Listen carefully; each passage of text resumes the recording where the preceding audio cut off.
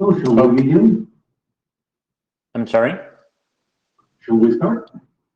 Yeah, we should start. It's now the top of the hour, and welcome to V6OPS. So Ron is displaying the note well, and so if this is new to you, please note well. We have a note taker, that's Shuping, and thank you, Shuping, for taking notes for us.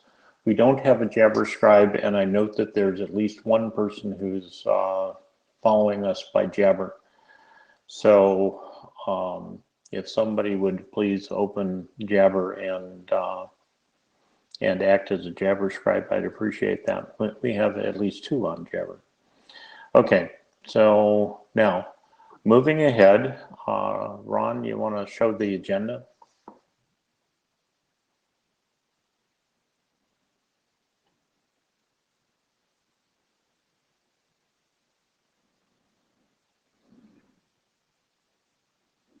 Our agenda. Yes, I know. Getting there.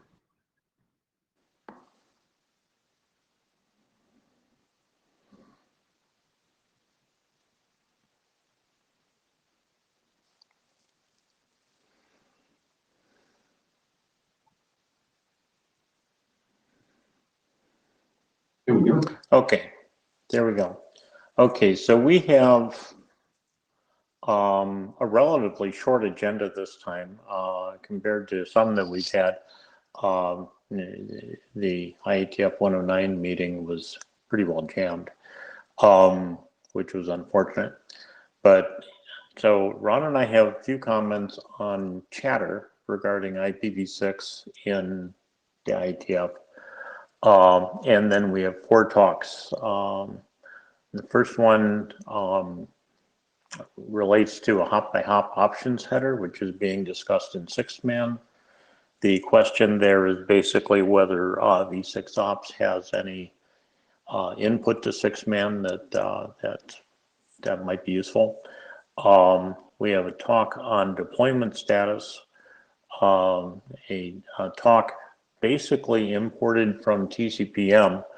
They would like to talk about something that Linux is doing with the TCPM flow labels, or the flow label, IPv6 flow labels in a Linux environment. And then Fernando is going to talk about the addressing considerations document that he's got up and which has been under discussion. So Ron, could we look at the chair's comments slides? Here we go. Okay. So Ron and I were talking over the weekend and had a few thoughts on the chatter about IPv6 that we hear in the IETF, and which is frankly kind of disturbing, especially in the context of deployment in the Great Wide World, the world outside of Europe and North America. When we had a talk at IETF 109 from Reliance Gile, or from a gentleman from Reliance Gile, and he came back to Ron and I after the thing was over and said, could we please just take all of the Class E space and make it available as IPv4 because I need it. That has been discussed before, and actually there is a current discussion of that going on Nanog, for those of you that are on the Nanog list. Okay, so Ron, add a slide, please. Okay, if we look at IPv6 demand, there's a lot of demand, and we're essentially out of addresses. And we see proposals like the one that's being discussed on Nanog right now, and also frequent proposals to take space that was allocated to US military or other people in the distant past and which is not advertised on the internet, and could we please use that as private space or reallocate it to somebody? And the problem with both of those ideas is, and we've had this discussion before, and let me just repeat it, that it's a Band-Aid. It solves the current problem in the sense of extending the life of IPv4 for a week, a month, basically until it gets used up, but it doesn't really address exhaustion. Next slide, please.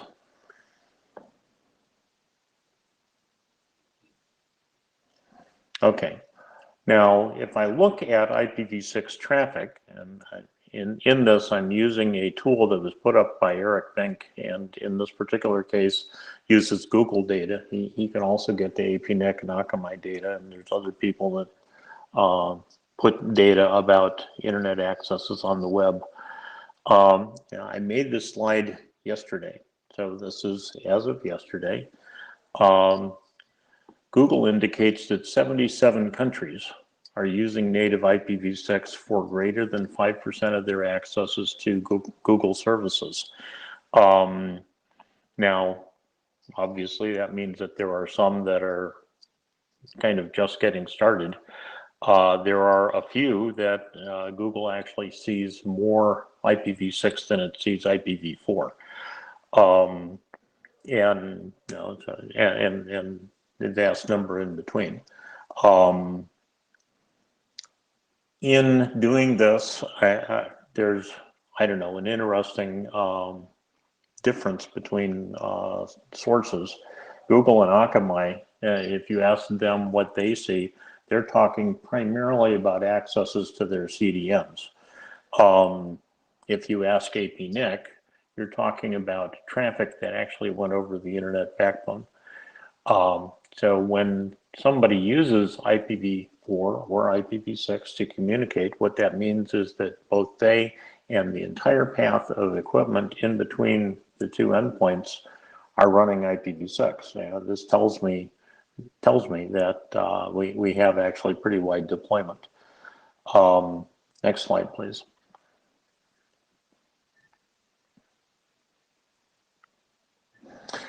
Now, this is a slide that I pulled out of a deck that I built 2 years ago, so the numbers are a little bit out of date.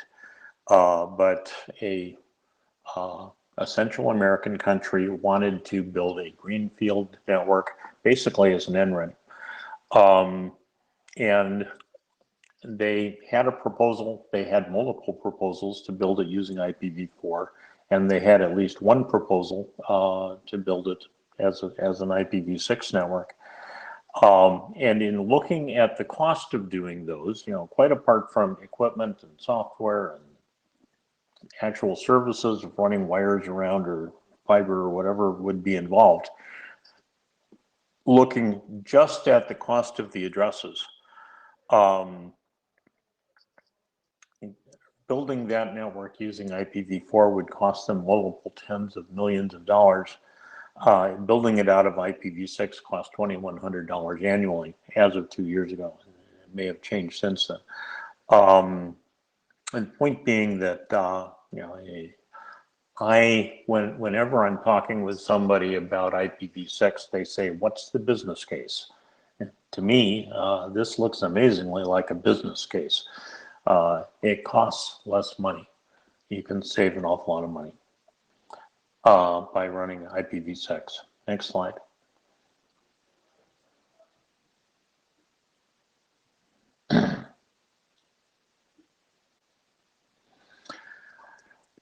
In the IETF, the chatter isn't about using IPv6 in networks. The chatter primarily seems to be about using it as an underlay technology, a drop-in replacement for MPLS. We don't hear too much in the IPv6 about using, in the IETF, about using IPv6 as an overlay technology, as communication between endpoints. It's mentioned in internet drafts and in some cases under duress, but the big chatter seems to be about source routing, SRv6. So next slide.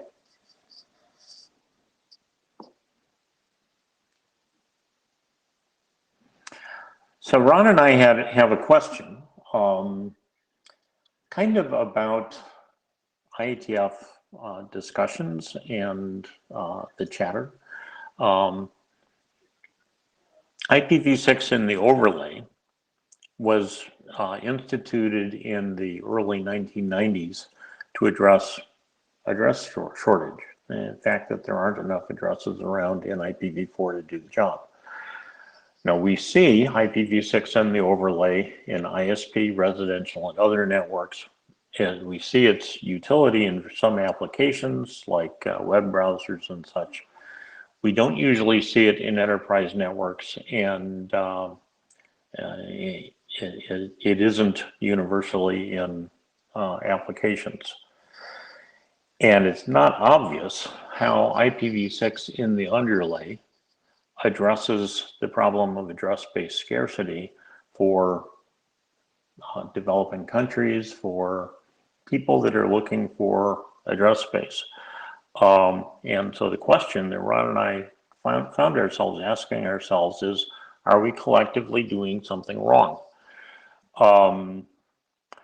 Now, I'm not going to throw open the floor to discussion, primarily because I think a lot of this will come up about 2 talks from now, and we can discuss it on the web, or on the mailing list as well.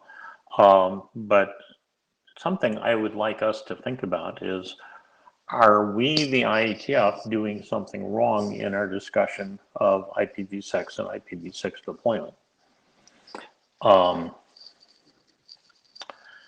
So Ron, let's move to the first talk.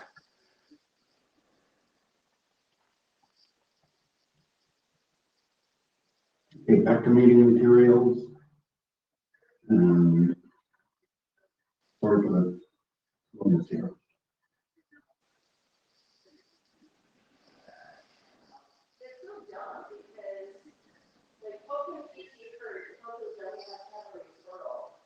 I mean, what if you go to PT and then, well, I guess the insurance companies would say the PT people would never say no.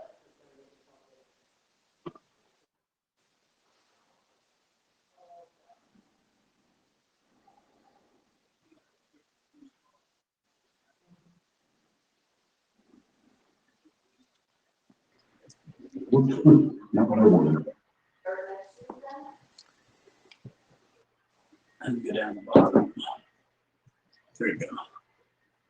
It should be right here, no? Oh, I see it, right here. There it is. Okay, and Gyan Mishra, I believe you were going to present on this. Yes. Yeah, hi. So this is Gyan Mishra with Verizon. So I will be presenting processing of hop-by-hop options header. Next slide.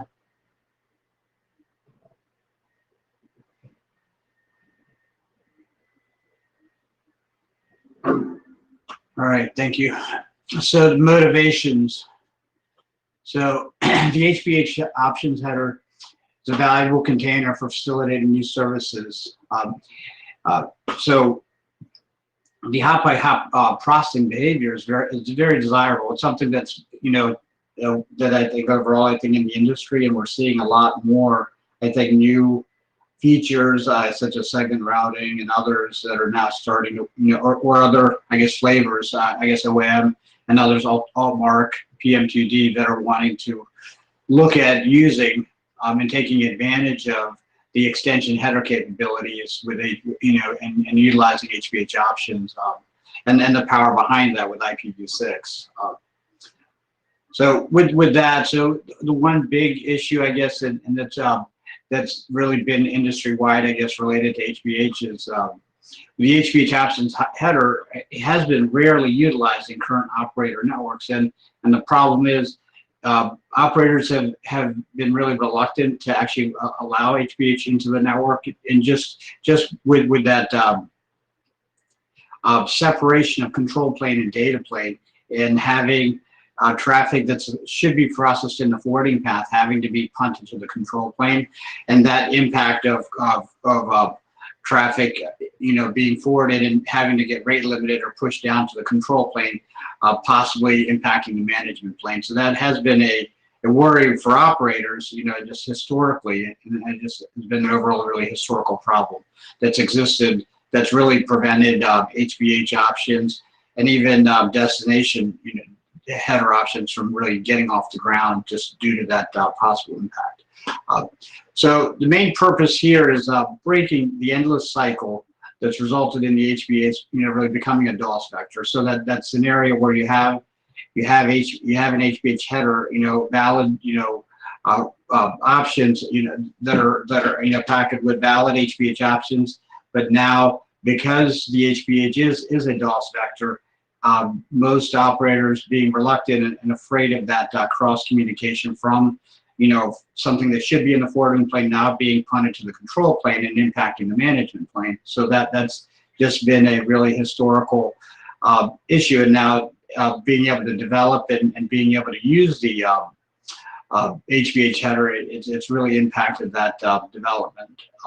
So now what the goal is, enabling the HBH options header to be utilized in a safe and secure way without impacting the management plane.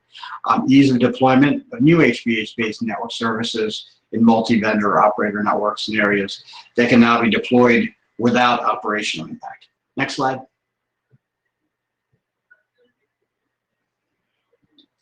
So our modern router architecture. So with our modern router architectures, so they maintain a strict separation of control, the control plane and the forwarding engine. The control plane relies on software, historically general purpose processors vulnerable to DDoS attacks. The forwarding plane relies on hardware, flexible, high performance software programmable MPUs, capable of handling very high packet rates and performing complex tasks such as HBH processing. The interface between the control plane and forwarding plane, generally there's a rate limiting mechanism that allows the implementer to protect the control plane against DDoS attacks. However, with that, the downside, of course, causing consistent packet drops and impacting normal IP forwarding. Next slide.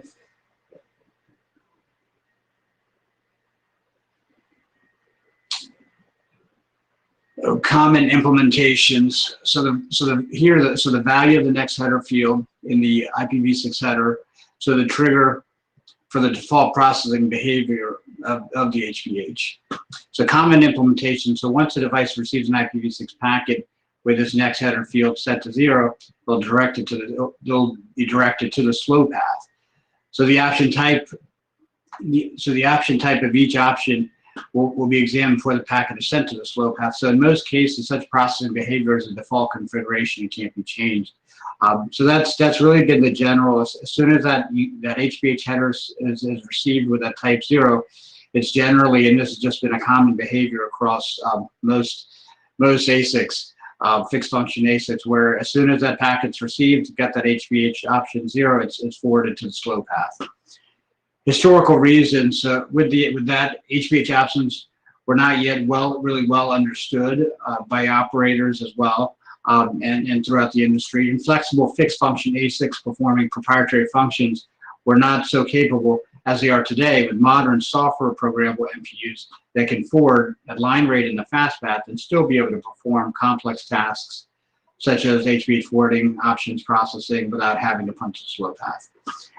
Consequences: all packets containing HBH are dispatched to the slow path, and then you got the result of DOS attack on the control plane, congestion of the slow path, impacting critical functions, rate limiting, and impacting the overall management plane.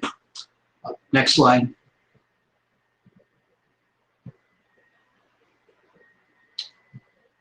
Next slide. Thanks. So the desired processing behavior. So with the control plane, should be protected, against undesirable traffic. So with the HBH options that are not supported to be processed by the control plane, should not be sent to the control plane. potentially causing the DOS attack. So just kind of, I guess, based on that, I guess when you think about it, when you look at the HBH options, there's options that are destined for the control plane, and then there's options that are destined for the forwarding plane. So the idea is behind this problem statement, and then also a possible solution is decoupling options that are bound for the control plane to remain processed by the control plane, but options that are not destined for the forward plane and really should stay in the forwarding plane, but should not be processed by the control plane, should be segregated and actually treated differently. So the HBH options header should not be directed sent to the control plane once a packet is received, since these options may not be aimed for the control plane. So that's really the kind of big concept and idea, is really that separation, decoupling options that are HBH options that are control plane destined versus HBH options that are really destined for the forwarding plane that could be processed in the forwarding plane. Source nodes should not enable HBH options that exceed the maximum length of HBH options headers to 2048 bytes, encoding the number of HBH options that exceed the lowest processing capability of nodes along the path. Encode the number of HBH options that exceed the maximum overall length of the extended header chain. So the idea is basically better to separate the two option types that are supposed to be processed by the control plane and forwarding plane respectively. So breaking them into two buckets. Desired processing behavior for the two types options are different, and the options are really aimed for the control plane are better to be consumed, to not consume forwarding plane resources. And that's really the big deal, that why have them be processed by the forwarding plane? Let them really be processed by the control plane, and only have anything destined for the forwarding plane be processed at line rate by the forwarding plane. So new development should be compatible with existing deployments. So that's something that we want to be cognizant of any solution that we propose. Since the default configuration of some devices cannot be reconfigured, the update of the entire network cannot be done, within days. So it would take, with any solution, it will take time to progress and actually be able to. It is definitely like it is a paradigm change. So it will take time, even with any proposal, to move from what we have today to a new solution. Next slide. So migration strategy. So in order to achieve the desired processing behavior of HBH options headers and facilitate the ever-emerging new services to be deployed in operator networks across multiple vendor devices, the migration can happen in three parts as described. So first, the source of the HBH options header encapsulation. The information shared in the HBH options need to be first categorized and encapsulated into either control options or forwarding options, and then encapsulated into different packets. That's the first step. The second is the nodes within the network. So the nodes within the network updated to the proposed behavior, introducing the previous section. So that's separation of the processing behavior of HBH options that are destined for the forwarding plane. The edge nodes on the network, in this third step, the edge node should check whether the packet contains an HBH header with control or a forwarding option. Packets with the control options may still be filtered and dropped, while the packets in the forwarding option should be allowed by the ACL. It is certain that there is no harm that can be introduced by the HBH options to the nodes and services that can also be allowed. During the migration stage, the nodes that are not yet updated will stay with their existing configuration. So the overall idea is really separating into two buckets. Anything that's using the existing HBH option would be the control plane options, and then anything that's any options that are destined for the forwarding plane. The idea is they would use a new HBH extension header that would be proposed. Next slide.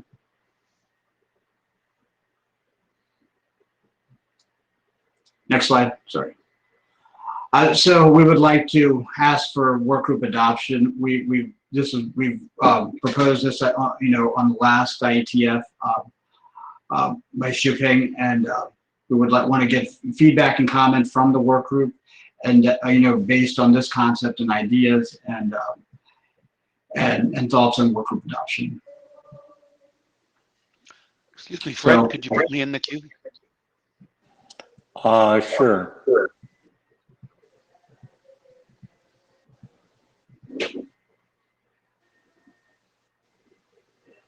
So, okay, so we're going to Q&A now. Ron, you asked to be in the queue. You're in it.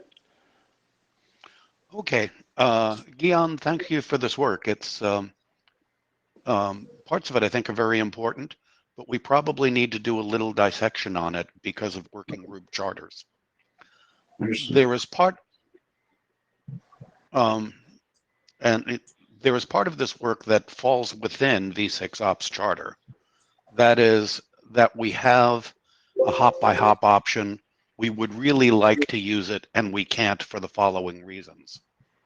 There are parts of this work that I think fall outside of our charter. The proposal to divide options into two classes, control plane and forwarding plane. And I think you talked about a proposal to create a new extension header type. That also Right. falls outside of our charter. So that would, that's something, Bob Hinden might want to comment on. I think he's in the room. Understood. We do have a draft that's in the HVH forwarding, which is which is a 6-man. I think there's a further slide, I guess the next slide down, that has the proposal, which is in 6-man. So this draft is actually it's just for the problem statement, and then the concept, and then the solutions draft is in the that's with 6-man. Yeah, it would have to be problem statement, totally devoid of solutions. Understood. So this problem statement is devoid of solution. It's just completely problem statement. Yes. Okay, Bob, you're in the queue.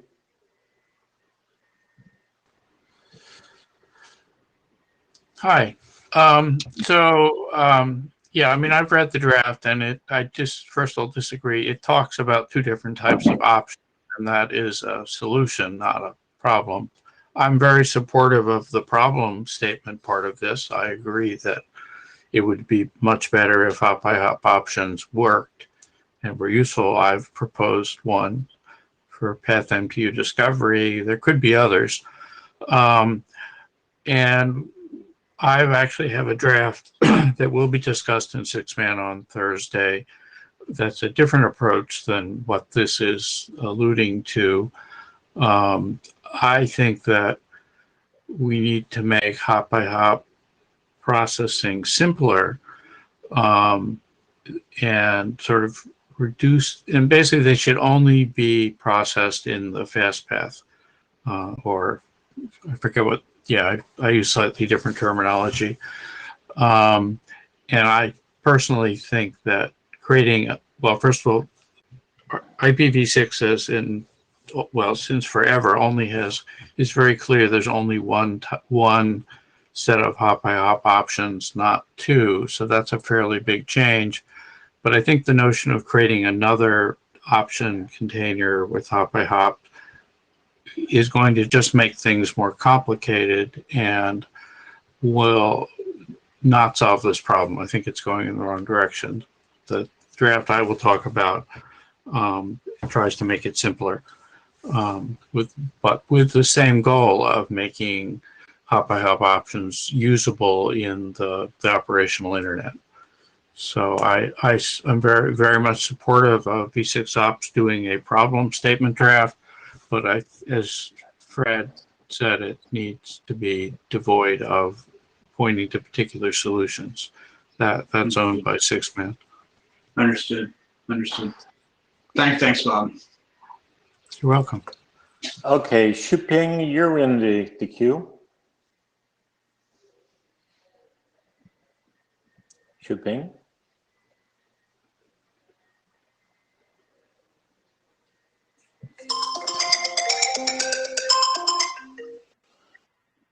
Okay, Jen, do you have something you want to say? Hi. I have a potentially very stupid question. So I assume for some reason that this separation between something processed in slow path and something processed in fast path is not a property of a packet. I would assume it's a property of the router, what kind of things it could process in the slow path and what kind of would process in the fast path, right? And this could change over time. So how can this draft how would the draft deal with that? What happens if in like 2 years time we would be able to process in hardware things which we cannot process now? Yeah, that's a good point. I mean, I think with that, it would be a evolving that let's say let's say new options come up that are that should be processed in the slow path. They would remain that are control plane options. They would remain in the slow path, but new options that do and it is, I guess it would be an ever evolving change that as new ones come up, because it's two separate buckets. So that is something that we would have to consider. I mean, that's a good point. A consideration having two buckets, that it's not going to all sit in one bucket as processed by the normal processing, where it's processed by this forwarding plane and then forwarded to the control plane, where now you would have some that are actually in the forwarding plane and some processed by the control plane.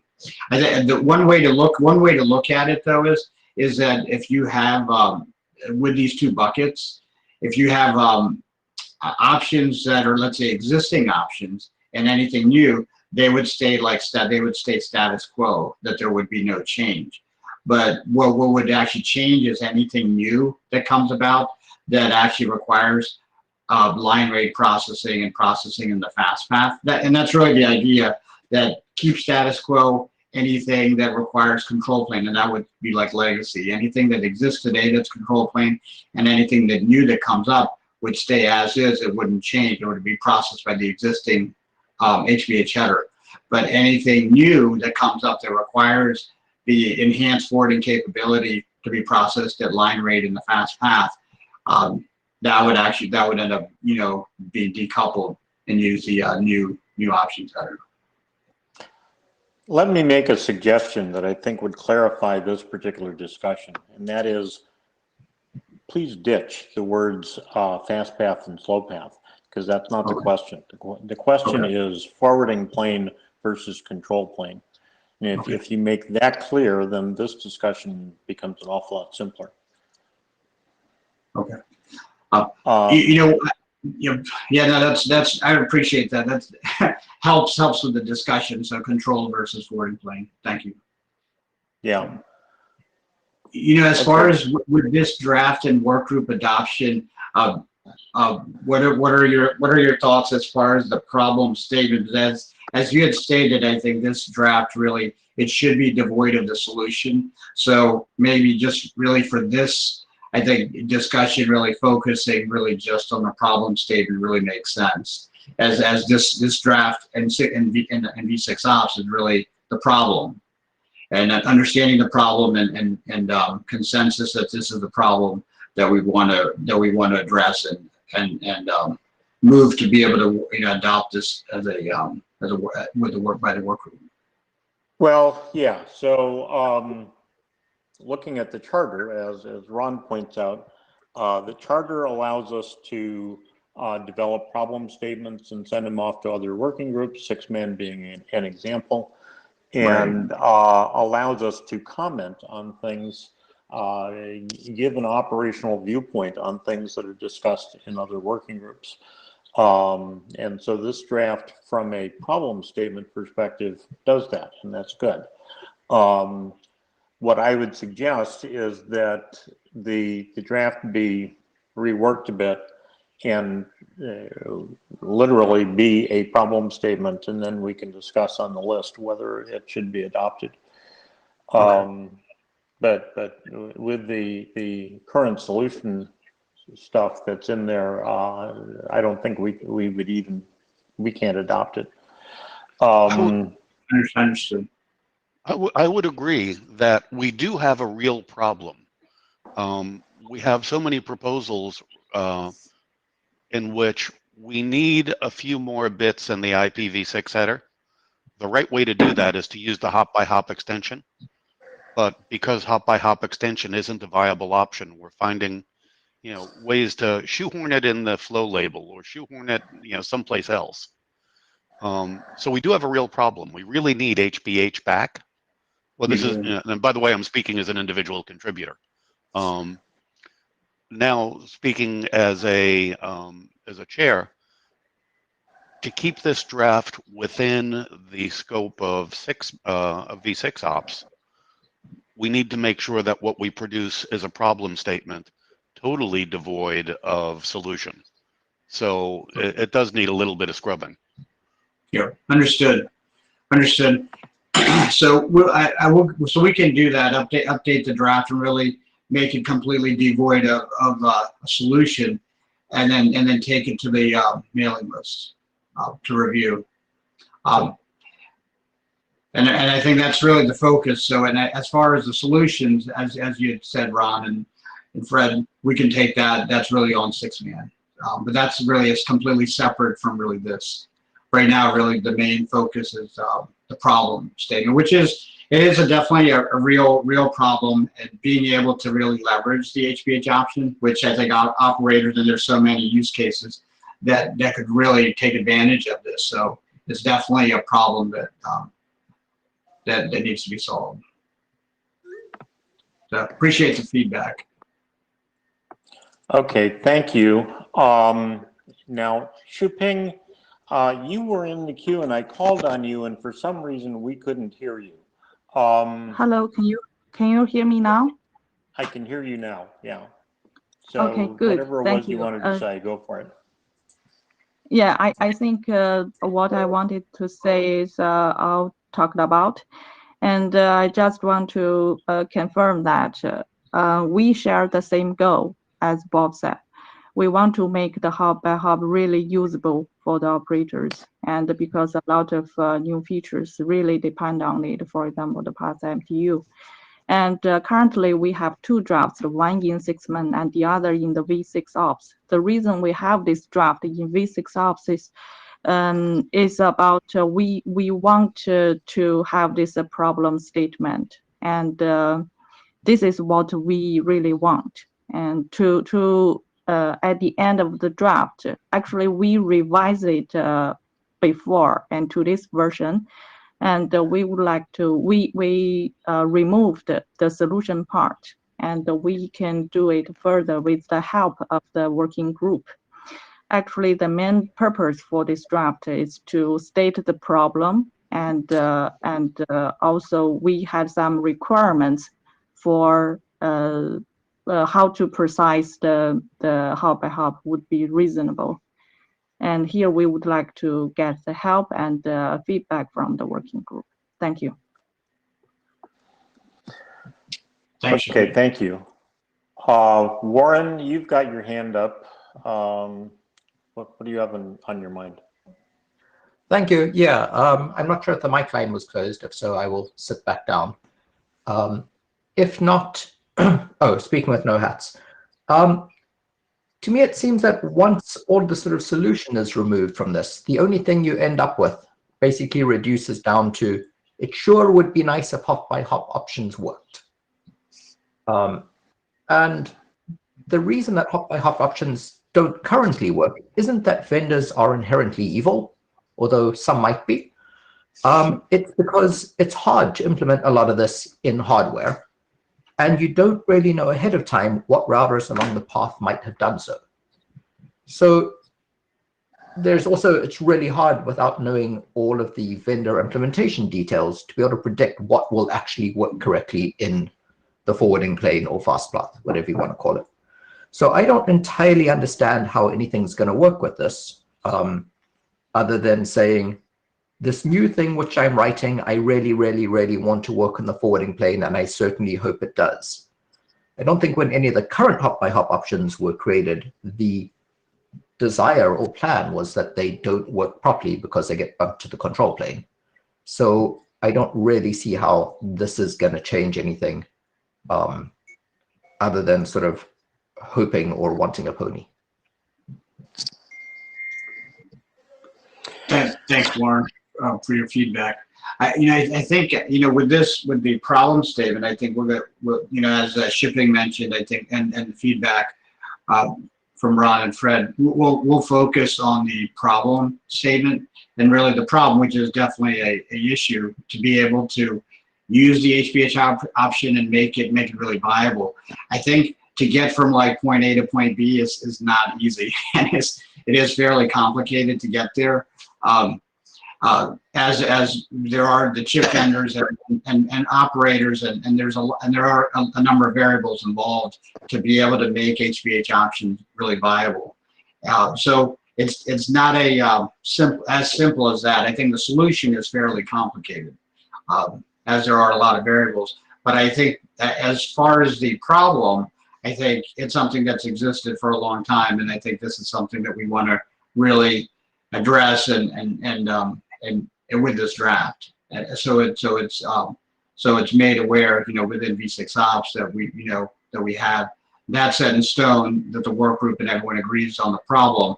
Then it's really a matter of, as Bob has his draft with an idea with HPH, and that of how we can make it viable with a single HPH option, which is, I really it's great that Bob had come up with that idea, and then the idea that we have with the solutions draft, that's another. And I think any one of those ideas, that anything that can really make HPH viable, we're all for it, because it is something that really the operators within the industry really want to be able to leverage, and not having a path toward a solution. That is a problem. So we're open to any and all solutions that can solve the problem. But at this point, we're really focused, and we'll clean up the draft to get it razor focused on the problem.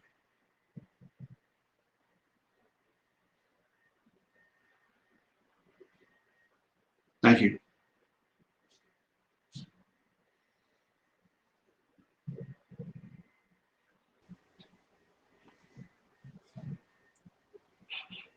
I think we lost Fred. Should I go ahead? Oh, Yeah, go ahead. I think I'm all set. I think if you want to move on to the next one. No, I had another comment. Oh, sorry. Sorry. All right, go ahead. Yeah, go ahead, Bob. Sorry. Yeah, so I agree with a lot of things that Warren said. And, so I have two thoughts. We are going to have, if we get something that works, then we're going to have to be fairly careful about what we allow to be defined for new hop-by-hop options. I don't actually know how to do that.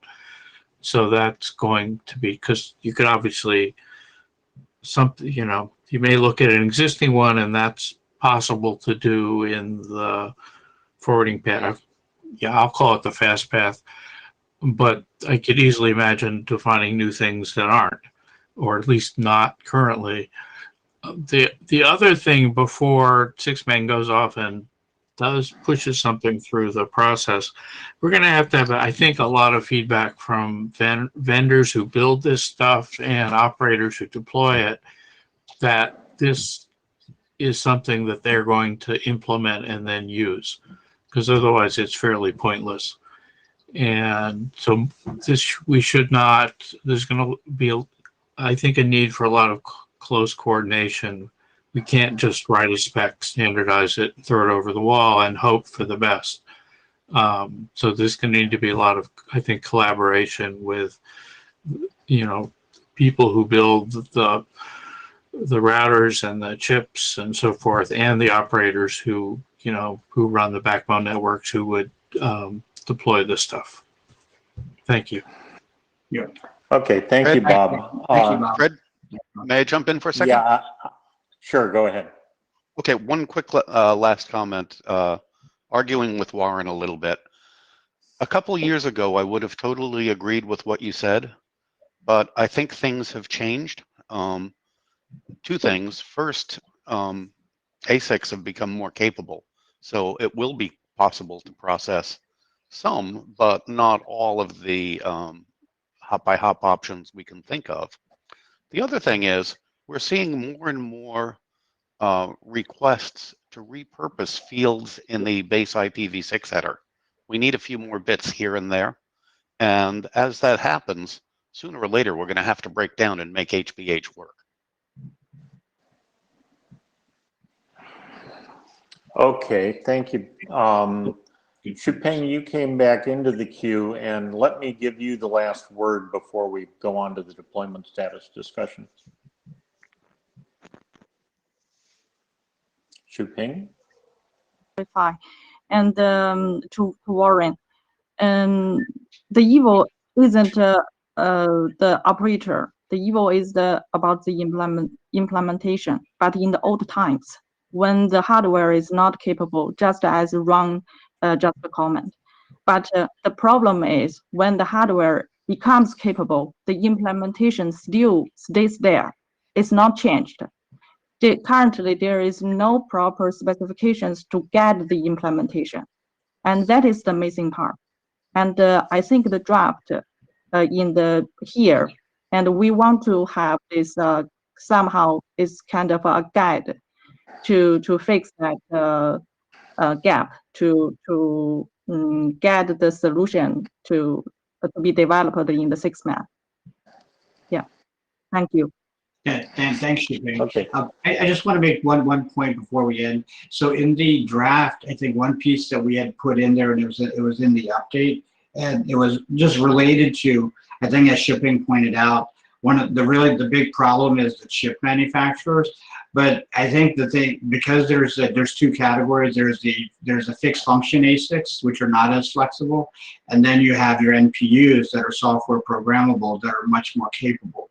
But because you have these two flavors, and manufacturers, and based on the cost and efficiency, and there's so many variables that go into building the chips, they choose to go with the fixed function ASICs versus NPUs. So it is an inherent industry thing, and it's really the chip manufacturers that is the problem, and they're making the decisions on what to use, not why, and their decisions on choosing to use NPU and a fixed function ASIC versus an NPU. I don't know how that problem would be solved, but that is definitely where the problem lies, as Shupeng mentioned.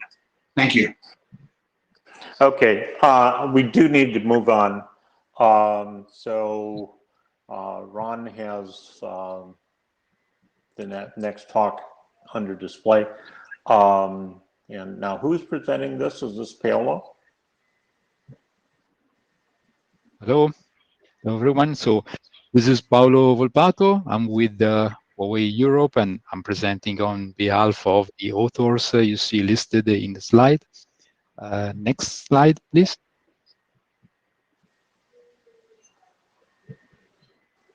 Okay, so basically for those who are not aware of our draft, let me just share some background information about what we have done. So I would say that the goal of this draft is twofold. So first is to provide an updated view of the deployment of IPv6, highlighting what it is still missing, to get to its full adoption. On the other hand, we'd like also to provide suggestions on how to improve the current IPv6 deployment strategies, and for that, trying to, let's say, partially answer to the question posed by Fred at the beginning of our session. We have inserted a part in the draft named Call for Action to stimulate further investigations on what are still considered the open points related to IPv6 adoption, and to suggest waves to move forward. Ideally, we would like to provide an updated view of the practices and the plans described in RFC 6036, that is probably more than 10 years old. Some incentives are also discussed in our draft, and thanks to the feedback we got from the mailing list, we have also started to consider, let's say, adding some text, some considerations on IPv4 exhaustion. So this is the current status. We can move to the next slide, please, where we show the differences from version 1. So we presented our draft before IETF 109. Since then, we have to thank the people that provided feedback, both in the mailing list, but also privately. And we added, as said, one specific section on IPv4 exhaustion. We introduced some considerations for the usage of IPv6 in cloud service providers, networks, and their data centers infrastructure. We have also updated the numbers on the status of IPv6, and we have further developed, let's say, the part called call for action. Next slide, please.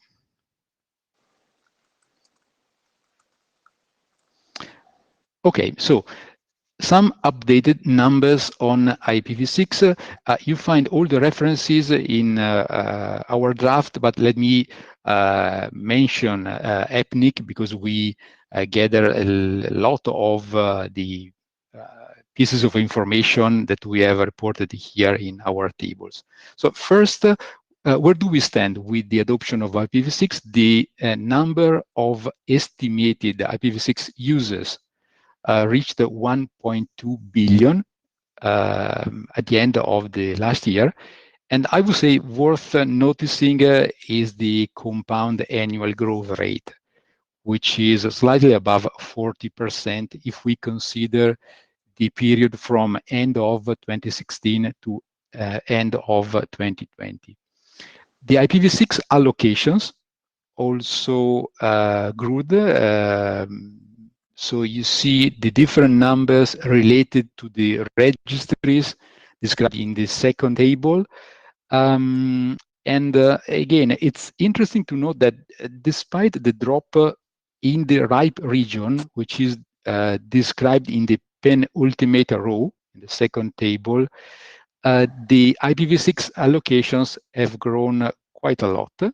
And if we compare the two address families in the third table, IPv6 has grown more than IPv4. And this is also represented by the last table, where we see that the total number of autonomous systems capable of IPv6 has grown more than the total worldwide. I think we can move to the next slide. So one of the sections of our draft also discusses a short survey that we proposed to some 50 operators in Europe at the end of the last year. Again, all the details are described in the draft. We just mention here that the majority of the operators we asked to provide an answer to the survey declared we have plans to move, adopt, or let's say deal with IPv6. Some of them have already deployed IPv6. Some of them are in the process of moving to IPv6. This is represented by the first pie in the bottom left. In the middle, the other question we asked, which is the business segment where you see adoption of IPv6, and you can see that all of them are covered. We have both mobile, fixed, and enterprise, and they are quite equally split. The third pie is related to the technologies to be adopted in the mobile space. And you see that the favored technologies are mainly dual-sec and XLAT. And the reason for moving to IPv6, in, I would say, almost all the answers is related to the lack of IPv4 addresses. And I would also add probably an increased attention to IPv4 depletion, which is a good sign, I would say. Next slide, please.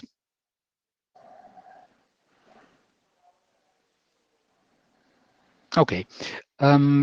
We have also expanded in the latest version of the draft some considerations about the adoption of IPv6 in specific domains apart from network operators. So we have added some text related to the use of IPv6 in enterprises. What we can say is that in many cases, the decision whether to go with IPv6 or not is dependent on the service offered by the upstream provider. If the connectivity provider runs IPv6, then, well, I would say this is fair enough. If not, it's easy that enterprises still remain with IPv4. And in doing that, probably the risk that they may miss some specific deadlines or opportunities in those markets or countries that have adopted, let's say, enforced policies in favor of IPv6. For cloud service providers, most of them have already adopted IPv6 in their data center facilities, or in some cases, their data centers are completely based on IPv6. Industrial internet, so we consider IoT, industry automation verticals. We see there are a lot of advantages when adopting IPv6 for the connectivity, mainly related to the wide address space, but also to the, let's say, characteristics, the basic characteristics of the protocol, mainly associated with the ability to self-configuration or automatic configuration. Next slide, please.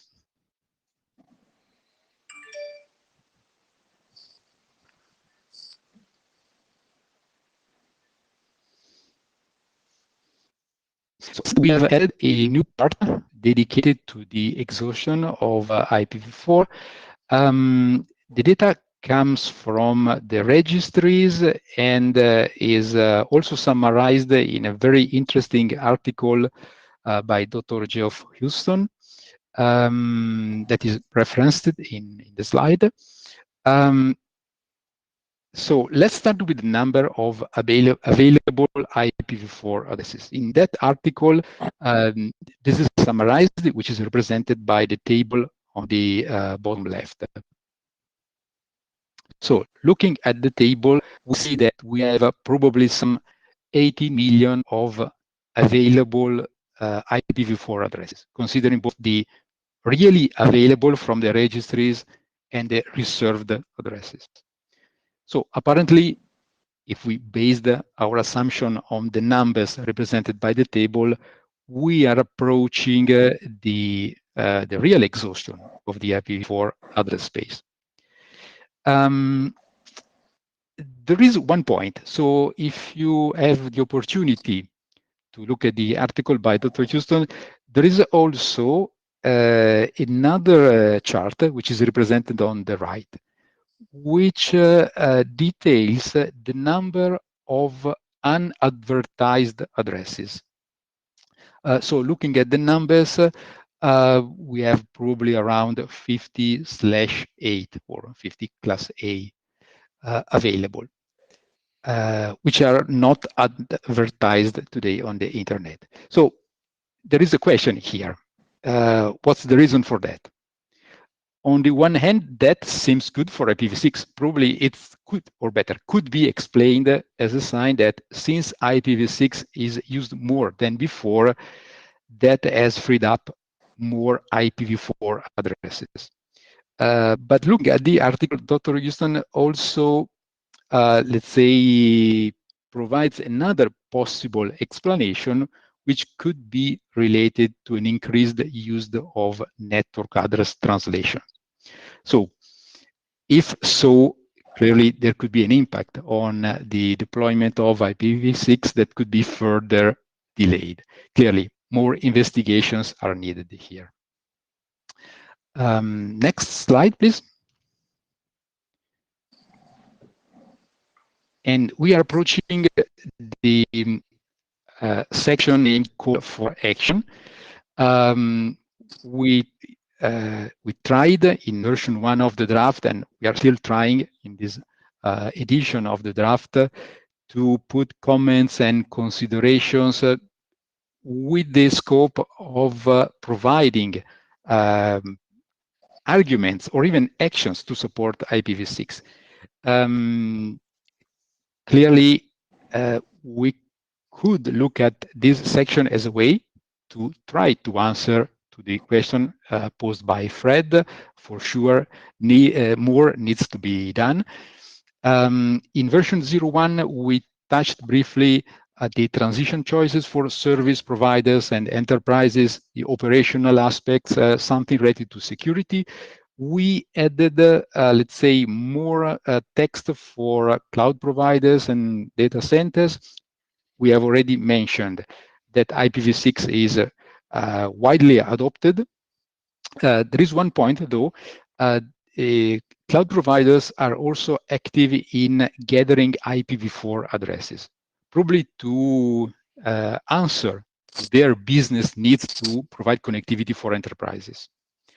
So there may be, let's say, an impact one day, the day we will approach a real exhaustion of IPv4 addresses, the use of an IPv4 address for an enterprise will turn into a fee to be paid. Then we have industrial internet. For sure, IPv6 is envisioned as a key foundation for connectivity. Probably there is work to be done to make people more aware of the potentiality of IPv6, mainly in the application development side. And I will move to the next slide, please, where we added some considerations for industrial IoT, which is quite similar to the previous one. So once again, IPv6 could be leveraged for the characteristics to provide automated configuration or configuration-less, let's say, capability. But once again, there are issues to be investigated. And then we have a final section on government and regulators. And in dealing with this topic, we tried to summarize our findings with the motto, stimulate if you can and regulate if you must. Why that? Because we have looked at some countries, mainly the European Union area, where we have some countries where the local authorities, the local regulators did a good job in supporting IPv6. So we have examples in Belgium, France, and Germany, which are quite ahead of the other countries in terms of IPv6 adoption. And a good example, and I'm going to close my presentation here, comes from ARCEP, which is the French national regulator that mandated the obligation for the operators awarded with a 5G license, the obligation to implement to support IPv6. There are some reasons that ARCEP provided to, let's say, motivate this choice, but basically they pointed out that this is important not only to support future applications, but also to avoid, let's say, any hurdle or barrier to new entrants in the market. So something could be also taken from that, just to elaborate, more actions to answer to the issue of further pushing IPv6. So that, if we can move to the next slide, which is the last one of my presentation. Next steps. So for sure, we are open to listen to the community. If there is anything missing, we are available to consider more topics, try to put more considerations in favor of IPv6 for sure. And I'm echoing what Fred suggested at the beginning of the sessions. IPv4 exhaustion could be also debated. I think it's a hot topic that we have to deal with. And I'm pretty sure that more incentives could be added to the draft and more could be also included in the discussions. Clearly, we are open to contributors, and as said, we welcome any comments that could be provided. So this is all. Thank you. Okay, thank you, Paolo. Let me, do people want to jump in the queue to say something? We have a few minutes left during this session during which we can have a Q&A. Fred, could you put me in the queue? Yeah, well, go ahead. Okay, no hats on. A couple questions. A couple things that would motivate the deployment of IPv6 is an increase in the price of IPv4 addresses and an emergence of a part of the internet that is IPv6 only. Have we seen a steady increase in the price of IPv4 addresses? And do we see any IPv6 only islands of the internet yet? Well, the answer to both of those questions is yes. If you go to, I think it's IPv4market.com, they are essentially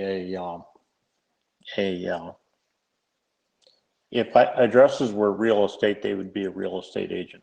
They connect a buyer and a seller. And they have an interesting graphic in which they look at the price of an IPv4 address, which when that market first started was around $14 or maybe $12 an address, and is now at about $20 an address. And I would suggest that you look at that graphic.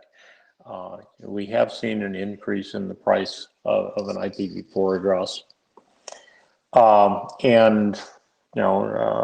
Geo that spoke to us last month, or at the last meeting, talked about having a number of different services up, all except one were IPv6 only. So yes, there's at least that one island of IPv6 only capabilities. And I believe Jen might tell you that within her company, at least part of it is IPv6 only. That's been a big project of hers, and she talked about it. So yes, we have some islands of IPv6 only capability. So I should call my wealth advisor immediately and have him invest in IPv4 addresses. Just kidding. Okay, any other comments? Failing that, let's move on to the discussion of the RTO dependent flow label generation. Alexander, are you around? Okay. Okay, so you're on. Hang on just a second. Yeah, sure.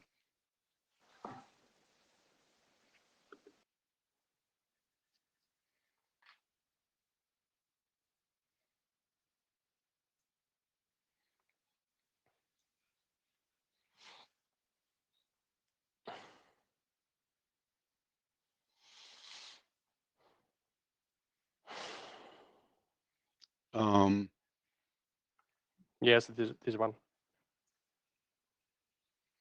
Okay. Great. So good evening, everybody. My name is Alexander Azimov. I work for Yandex. And today I'm going to discuss with you flow label as it's on this, as you can see, it's on the slide. It's a relation to the TCP socket hash, and what is in the IETF documents and what is really in the Linux kernel. So next slide, please.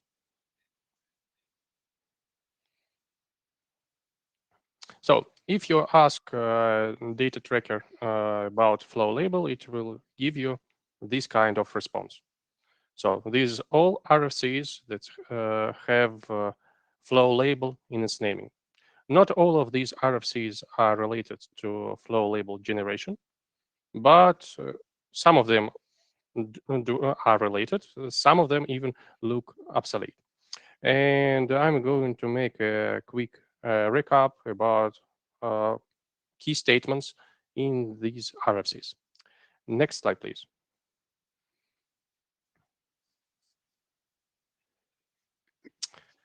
So these two documents discuss application of both stateful and stateless use cases. On the slides, there are a few quotes that I'd like to highlight. The first clearly states that the flow is connected, but not necessarily mapped one-to-one to transport connection. It also states that non-zero flow label should not be changed by middle boxes. And though the field is unprotected, the flow label must not be used alone in the hash function during load balancing. The second part of this document discusses the use of the flow label as a kind of network function, similar for what we really have in MPLS these days, or we will have in SR6, SR MPLS. And let's move to the next slide.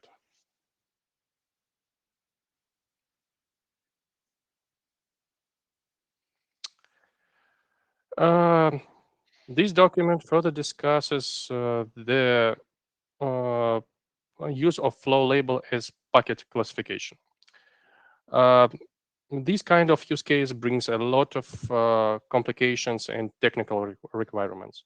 It requires to keep flow label state at the routers. It requires special processing of unknown flow labels. Of course, it requires garbage collector. And also from this document, it's of course required that flow label must be fixed for the transport connection. So it's slightly different in statements from the previous one. And what is important that this document is 10 years old. And I believe that with high confidence, we can say that there is no this kind of deployments. So nobody in a real network is using flow label as for packet classification. At least I'm not aware of it. Maybe I'm wrong. Next slide, please. And finally, RFC 6438 tries to put the final dot to the argument about if it's good to use a stateful or stateless flow label. And so it clearly states that flow label should be used in stateless loud distribution. And it highlights that you cannot rely at flow label as end-to-end signal because it may be changed in the path. So stateful uses of flow label are not recommended, at least. And next slide, please. The next document expands the use of flow label in stateless load balancing, mainly focusing IPv6 tunnels such as GRE or IP in IP tunnels. And in current world, it's also, of course, related to IP SR6. And next slide, please.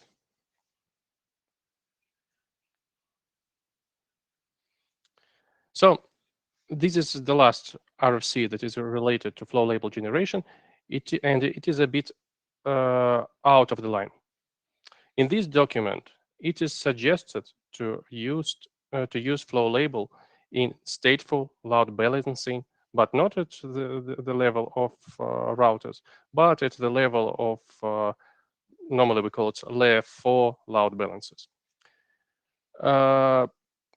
It gets the same restrictions for the flow label. So it's again asked to make it fixed for the transport connection. The purpose of this document is it tries to address fragmentation, of course, but in reality, it again relies that flow label is immutable. It is not correct, and it was discussed in previous documents, and these make some questions about this one. And it also creates a gap in security. It gives a way for fragment flooding. And more than this, as we will discuss further, if anybody have deployed such a system, they should have experienced problems with Linux boxes. For as far as I know, there is no such deployments at the moment. So this is a very short summarize on about what is stated in IETF documents about flow label. Let's take a look about a Linux kernel deployment related to flow label, but not limited to it. Next slide, please.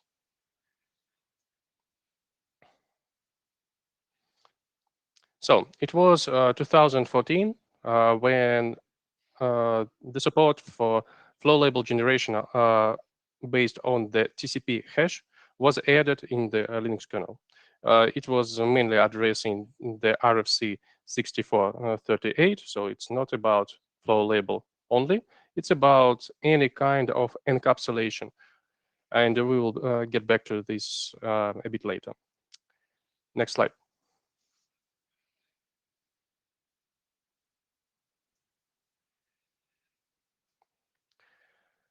But next year happens a very important change in the logic of generation TCP hash and respectively flow label.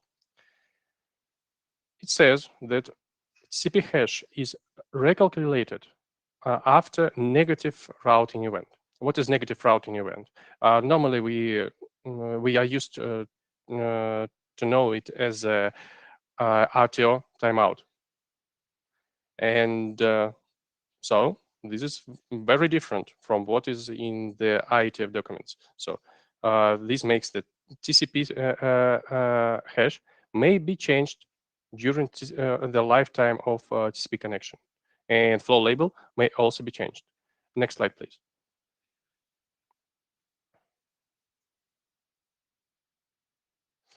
The next year, this solution is further strengthened, and now the hash is recalculated upon each SYN, RTO, or any kind of or just standard RTO timeouts. So if we are losing SYN packet, the hash value is changed.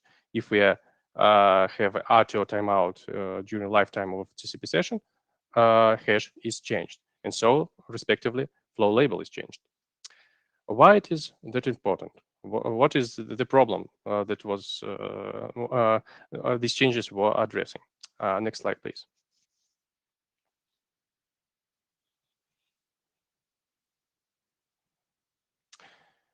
Imagine that you have two hosts that are trying to establish TCP connection between each other.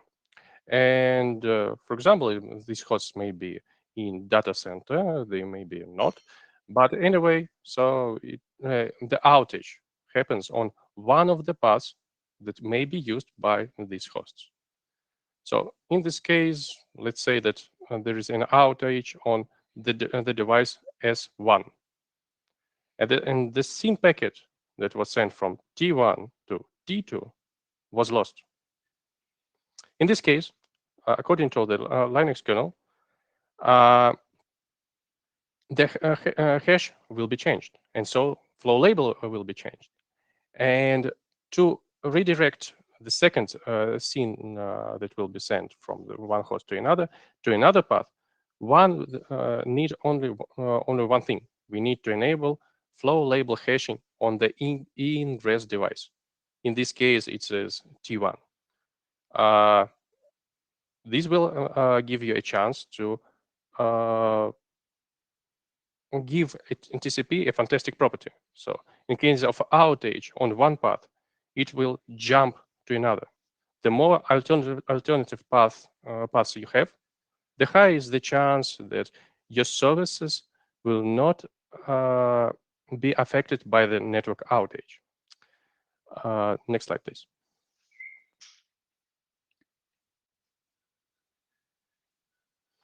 So this is an experiment that was run in a production network of Yandex.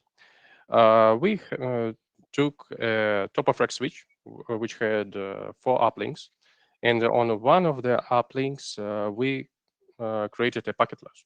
So it was just dropping all the traffic that was going through this link. And you can see on the left side the data from our data plane monitoring. And it just says that we are losing 25% of packets that are destined to these top-of-rack switch. On the right side, you can see the disruption that happens to services inside the switch. And just to mention, it says in a network IPv6 only. Next slide, please.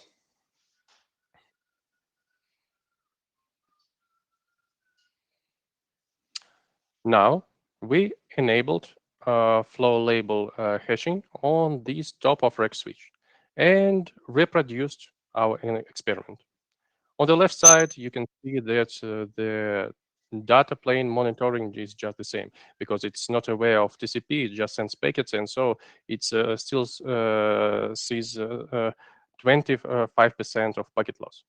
But on the right side, there is no effect. So the services inside this rack were not aware that something bad happened to the network.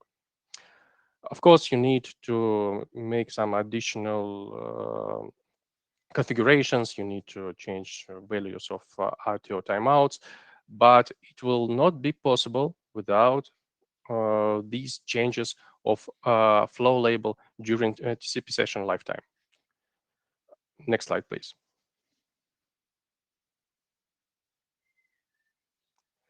And as we discussed, it's not only flow label, it's a TCP hash that changes.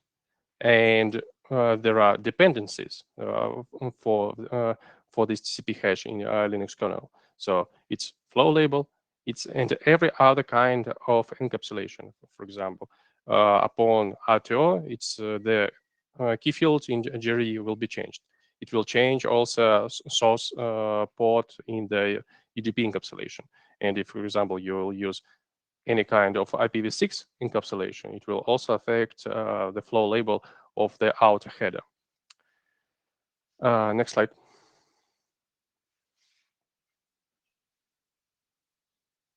And by the way, it's a Linux default.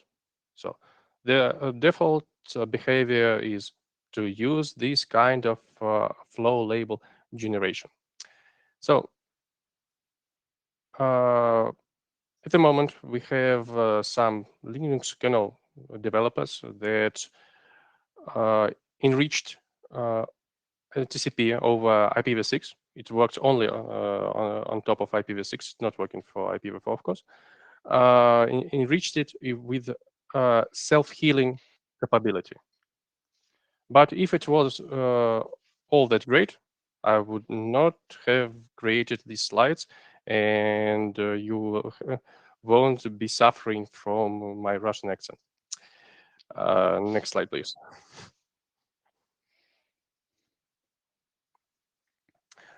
There is a side effect. The side effect happens if the user changes the flow label. And on the other side, if there is a stateful any cast without a sharing state. For example, if we have a TCP proxy and the user changes flow label from its side, it may result that the following packets will be delivered to another device that will not have TCP state, and it will respond with RST, or it will not respond at all. So the results of this kind of situation will be normally session timeout. Unfortunately, we faced this kind of scenario for our users, and as an ad hoc, we had to switch off flow label balancing at our border routers. Unfortunately, it was helpful only in a subset of cases. So, next slide, please.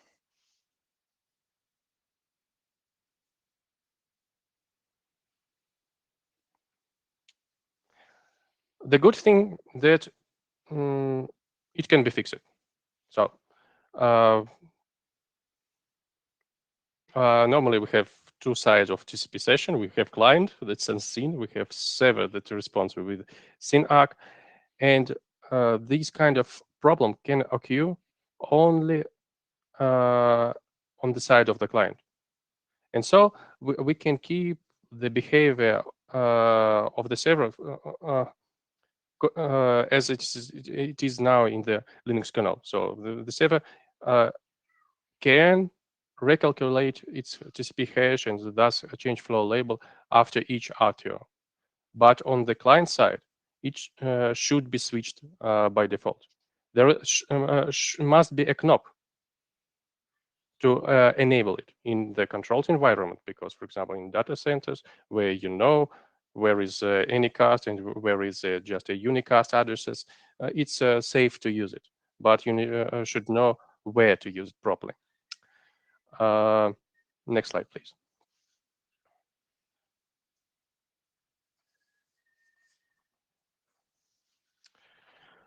And as you see, it is my last slide, and I'll try to summarize both current standardization and deployment status. There are multiple RFCs related to flow label generation, though some of them look obsolete. There is non-standard behavior in the Linux kernel, and maybe other operation systems I'm not aware about it. That improves TCP connection stability in case of packet loss on one of the paths. As for now, it is deployed at least at 3 hyperscale clouds. Unfortunately, it also introduced a mistake that may result in a TCP session timeout. It can be fixed, and a good thing, according to the discussion in the mailing list, it will be fixed. But I believe it's also important to update related standards to reflect what is happening in the real-world deployments. Otherwise, there will be a growing gap between what is written in 10 years old documents and real implementations. That's all for me. Any questions?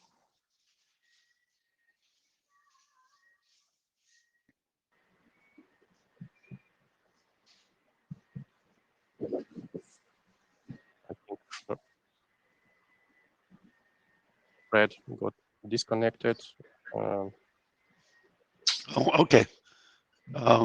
I can't see if there's anyone in the queue. If I have a question, Gian. I don't know if you. Go ahead, Gian. Yeah, so this was a really good overview of flow labels. You know, I wanted to mention, I think this is, comparing like IPv4 to IPv6, I think that first bullet that second bullet, flow label actively used for stateless load balancing. I think overall, that's really a real massive gain, like going from V4 to V6. So with V4, because there's no entropy built into the V4 packet, no flow label, you can't do per flow load balancing. It's versus flow-based load balancing. So every flow, each flow is hashed to an individual link. Let's say if you have an ECMP.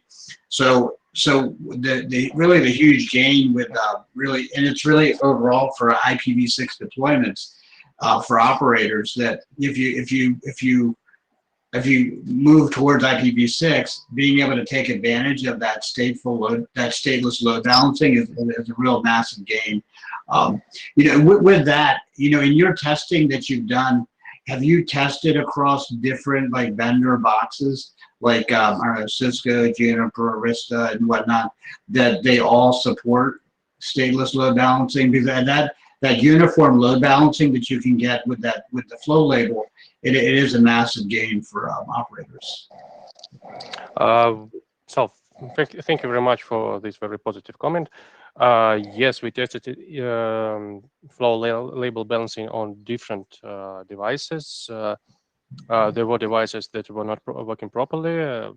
Some of the vendors have already delivered us software updates, and we are waiting for the last software updates from, I cannot name the vendor, in this Q2. Okay. Is anyone else in the queue? Yeah, Michael is. Yeah, so you said you prefer to disable this feature per default on the client side because you may reach a TCP proxy, a different TCP proxy. So my question is, if you change the flow label of a TCP connection on the server side in the middle of a connection, how can you ensure that you are not reaching a different middle box like a firewall, which sees the packets and has no states from before? So speaking about the firewalls, they are not normally in any cast. So they are on path. But I'm not talking about any if you are heavily relying that all packets of the TCP connection today are coming from one path, your firewall normally will not be working that good as this is possible. So if you have a symmetric path and you place a firewall, for example, near your gateway, single gateway, everything will be perfectly fine. But so from the server side, it's at least safe. From the client side, it may result in a timeout if you are uploading a lot of data through such stateful anycast service. It may be TCP proxy, it may be layer 4 balancer without consistent hashing. I'm not talking about anycast. I'm talking about a unicast service. Firewalls are on a path, and now one side changes the flow label, resulting in packets taking a different way through the network. So it might not hit the firewall anymore. So a new firewall might be hit and the connection will die. So may I ask you a question? In the what happens in this scenario that you have described if the BGP table is changing and the path to the client is changing? Does it result in immediate TCP session interruption? So I'm talking about a temporary problem which results in a timeout, and you change the routing of the packets. Yeah. I'm talking about another source of changing path from content provider, for example, and the end user. So if you have multiple firewalls that are expected to be processing the TCP session without traffic redirection, I think it's already broken without any flow label changing. And by the way, flow label is already changing, and so it's not something that I suggest to introduce. It's what's happening now. Okay, now we've only got a couple of minutes left for this, and then we have one more talk. So Luigi, you wanted to say something? Yes. First of all, thank you for the presentation. It's very clear and interesting. I wonder with your proposal on safe mode, what happens if the path is asymmetric and the problem is in the, let's say, the uplink from the client to the server. And in that case, you don't have the same performance you showed with this experiment where you have the 75% drop, right? This may happen. Yeah, you're correct. So, did you try to do an experiment in that? Yes, we are currently running a couple of experiments, and from the content provider that I'm working for, normally the biggest issues happening not on the ingress side, but on the egress side where the majority of traffic is going. It's not through the, it's not destined to our network, it goes from our network. And there are the places where, for example, congestion happens, and this value of TCP to jump from one path to another path becomes that valuable. But you're right that, for example, if there is a packet loss on the forward path from the client to the service provider, if the safe mode will limit opportunity of the client to jump from one path to another, even if it exists. There is a trade-off. So TCP timeout in some situations or benefits in another. The safe mode, as I see it, is an easy fix. After that, one can think about kind of negotiation between client and server that in which the server will permit client to change its flow label. For example, if the server knows that everything will be fine, okay, just do it. But safe mode is, from my standpoint, is something that should be deployed in first place. Thank you. I have just another quick question. I hope the answer is also quick, or otherwise we take it to the list maybe. What happens in the context of MPTCP? If you have multiple TCP connections, is the same principle that applies? How is the flow label managed? It's not that easy question. So okay, let's take it to the list maybe. Okay. Let's I think we need to take this one to the list. Okay, fine. Jan, you wanted to get in, and I'll give you the last word, and then we need to move on to Fernando. Right, thanks. I had just another quick question. You know, because you've had, seems like a lot of erratic results with using the stateful marking of the flow label.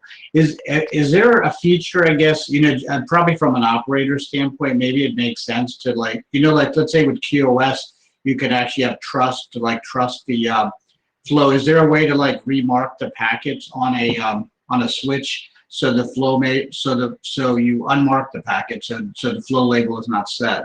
Let's say on the a port connected to a host that you can keep it untrusted or just mark it so that it's not used, so that hosts don't actually try to use stateful because of the erratic behavior that you can see with stateful.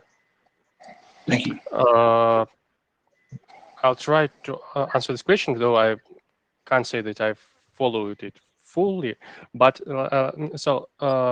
we never remark flow label at the top of rack switches or in any part of the network. No part of the network keeps the state of the flow label. It's just in the hash function of ingress devices. The ingress device may be top of rack switch. It may be right. At the entrance of MPLS cloud. Right. So that's all. And I'm not aware of any other stateful use cases of flow label. There are quality of service, as you said. There is MPLS for other use cases. There is tunneling for other use cases. Understood. But on the top of rack, like that ingress point, could you actually, just like a QoS packet, like the DSC toss field, can you, set it so everything is, so that the field is not marked, so you don't have erratic behavior? Because it does seem like when the host sets, and tries to use a flow label for stateful operation, that it seems like from your testing you have a lot of erratic behavior. But if on that top of rack, if you marked it so that it's not set, so the flow label is not set for stateful signaling, I don't know if that's possible. I mean, I guess it would prevent any erratic behavior, that could possibly happen. Unfortunately, I can't at the moment imagine the use cases for any kind of stateful flow label that will be really working. But we can move this discussion to the mailing list. And, Okay. and if you can see them, please tell me. Thank you. Okay, thank you. So I need to move on to Fernando's talk. So Ron, you want to change the slides there? All right, I can't get this thing to work.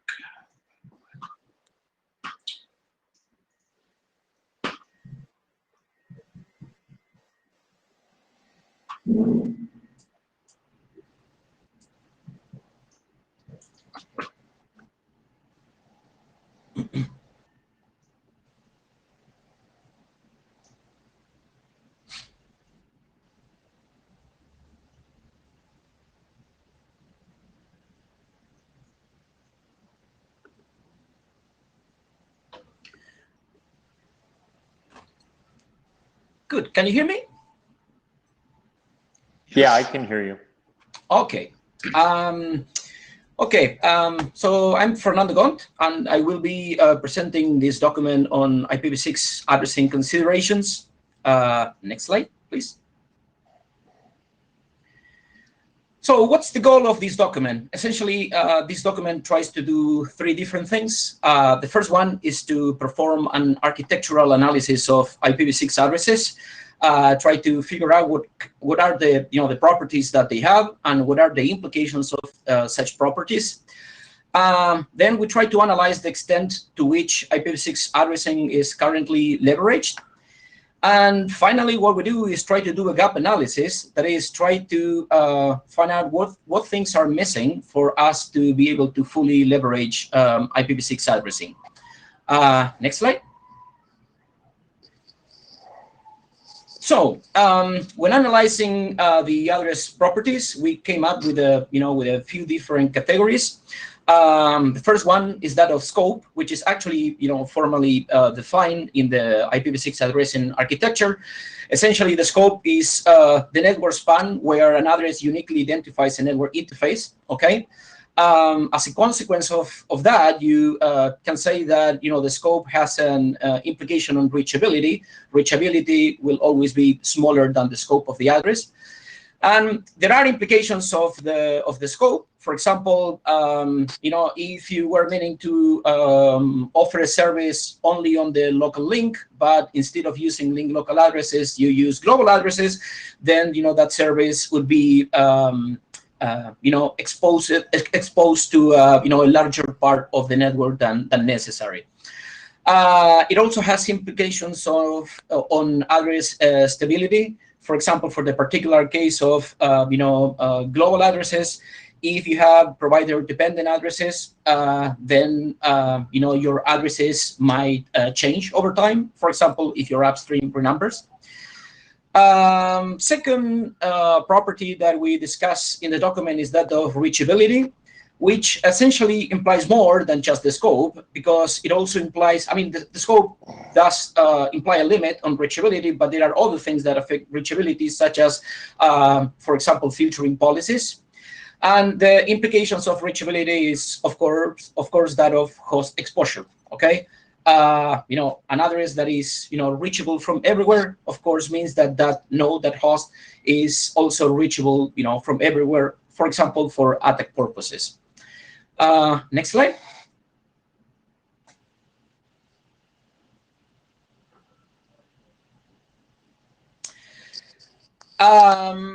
Other categories, provider dependency. This is, provider dependency is normally analyzed in the context of global addresses, like BI versus PA space.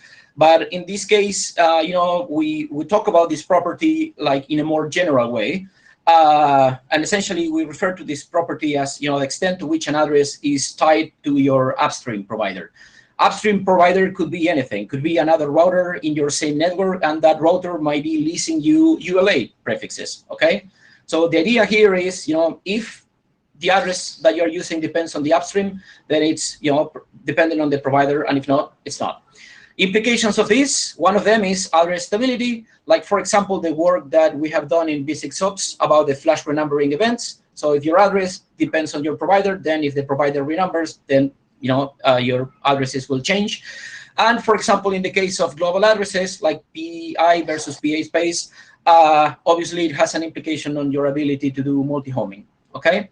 The final one, if I remember correctly, is that of stability, which, as the name implies, has to do with the extent to which an address changes over time. The address changes are associated with at least two different things. One is the prefix stability. That means that if your upstream renumbers, then you may have to change your addresses, whether you want it or not. And then, the stability is also related with the address type. Like, for example, in two of the cases, you have stable addresses that are, as the name implies, expected to remain stable in the network. And you also have temporary addresses, which by definition, of course, they change over time. Stability of addresses have implications on a large number of areas. One is host exposure. The more you use an address, the more that host will be exposed via that address. It also has implications on privacy, because of course, the more you use an address, the longer you will allow for network activity correlation based on the address itself. Of course, there are many ways in which you can correlate activity. And finally, it also has implications on operations. Why? Because, for example, there are devices that might not be able to cope with systems employing many addresses, or with changing addresses all the times. In some enterprise deployments, they might expect the addresses to be stable, for correlation or logging purposes, for ACLs too. There were also comments on the V6OPS mailing list regarding ACLs that you might even want to, enforce on your CPU router. Since if your home network is employing global address space, it might be difficult for you to configure ACLs on your CPE, because if your ISP renumbers you, then the ACLs should change accordingly. So there are a number of implications associated with stability. Next slide.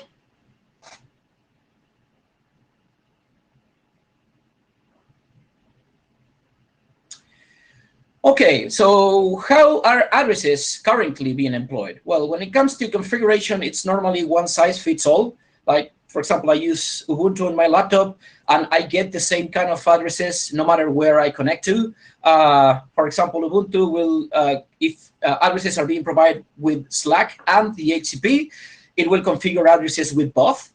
And when it comes to Slack, it will configure both stable and temporary addresses. And it doesn't matter what kind of network I connect to. I always get Ubuntu has at least as far as I know, the same policy for configuring addresses.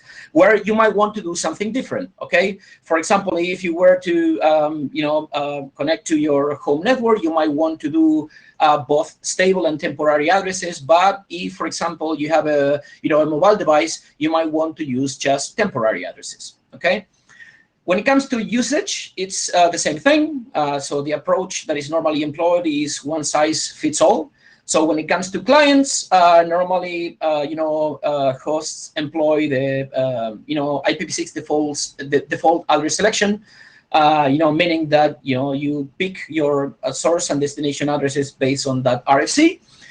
And when it comes to, servers or server-like operations, the normal behavior is that you accept incoming connections on all of the configured addresses. Okay, which is at the very at least suboptimal, because that means that, for example, addresses that you expose to the outside world by doing client-like communications could also be leveraged or used to actually access services that you might be providing in your local node.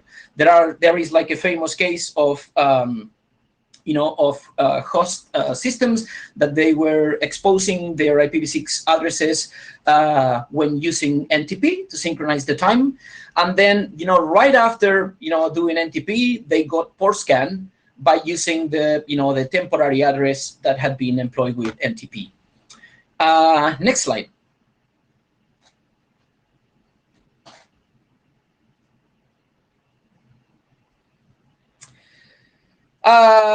So implications, some of them I discussed already.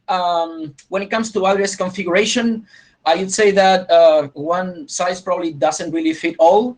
At times, the host expectations are different from the network expectations.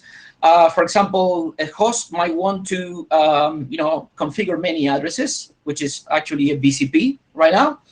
But the network might not be willing to do that, or maybe the network might be willing to allow for some number of addresses per host, but it's impossible for the host to know what that number is. What's like a number of addresses that is acceptable to the network.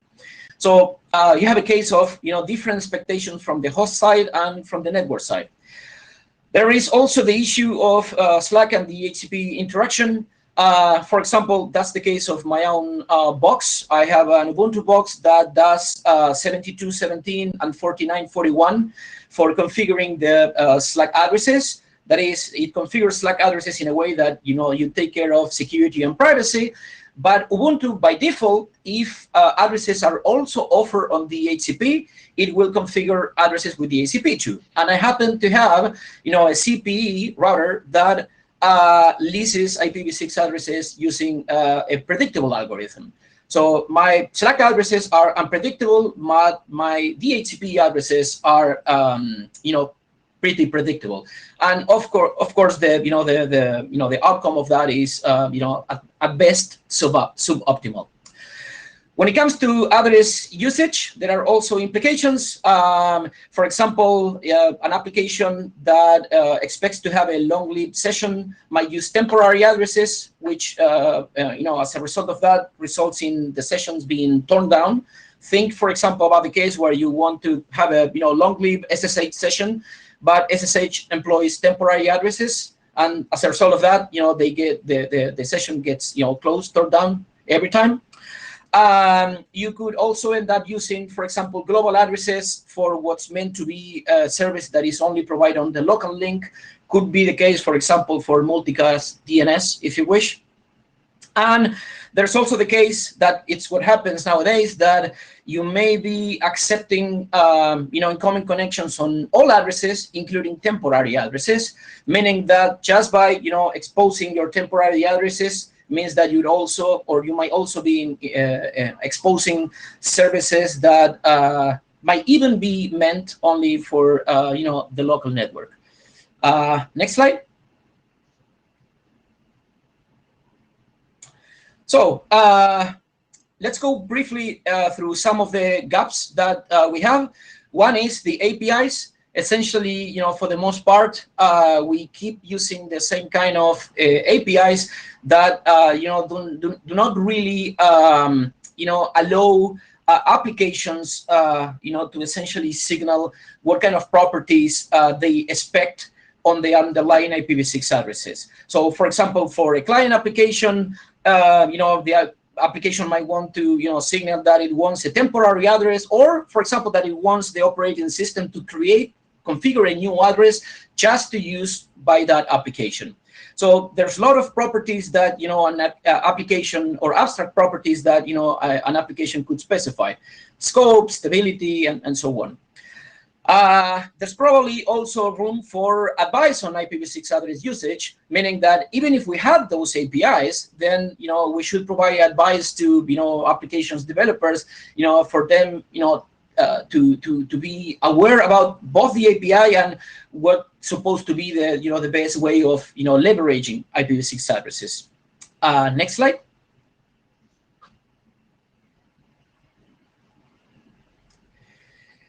Other gaps, well, this is related to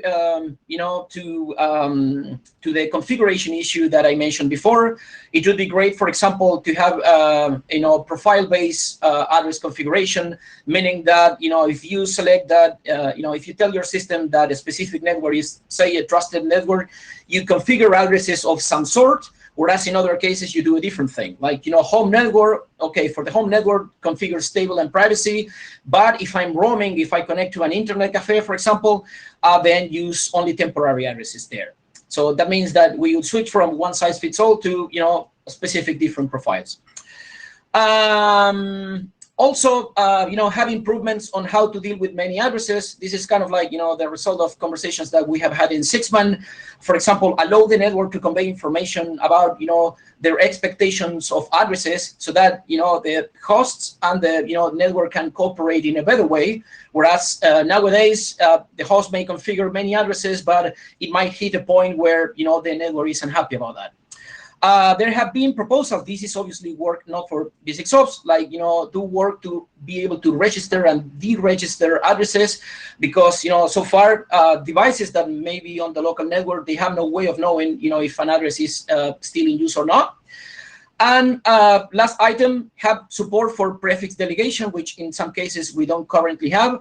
That might be increased support for DHCP prefix delegation, not necessarily the whole DHCP version 6 thing, but the specific part of prefix delegation, or having something developed on the Slack side. Next slide. And I think once we're done with it, we can switch to the discussion. Finally, there's other stuff. One is support for firewall traversal in CPEs. Essentially, when you look, that you have many CPEs that enforce a policy of only allowing outgoing communications. That's kind of like mimicking what we have in IPv4 as a side effect, but they don't have support for things like, let's say, IPv6-based universal plug and play or PCP. That means that in many cases, you might end up having IPv6 network where your local nodes employ global addresses, but that filtering policy of only allowing outgoing connections essentially prevents you from offering services with DHCP, which is kind of like ironic. And last item is support for multi-prefix, multi-router networks. To put it bluntly, we do, from my perspective, we do need mandatory support for RFC 8028. For me, it's virtually impossible for a network to support a setup where you have multiple routers and multiple prefixes.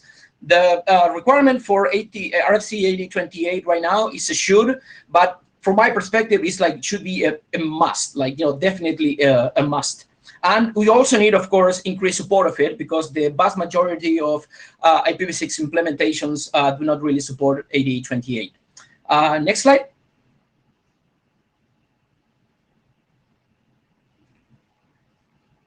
So I guess it's time for some discussion and feedback.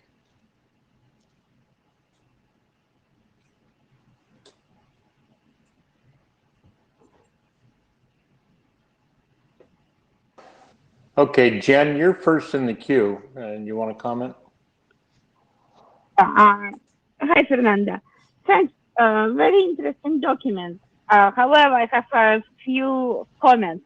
First of all, I'm surprised with you saying that your laptop is always configured the same way. I might be wrong, but I think Network Manager does allow you to have different profiles for different, for example, SSIDs. You can have only stable address in one Wi-Fi network and privacy extensions on another, and so on. So I think that functionality is actually already here.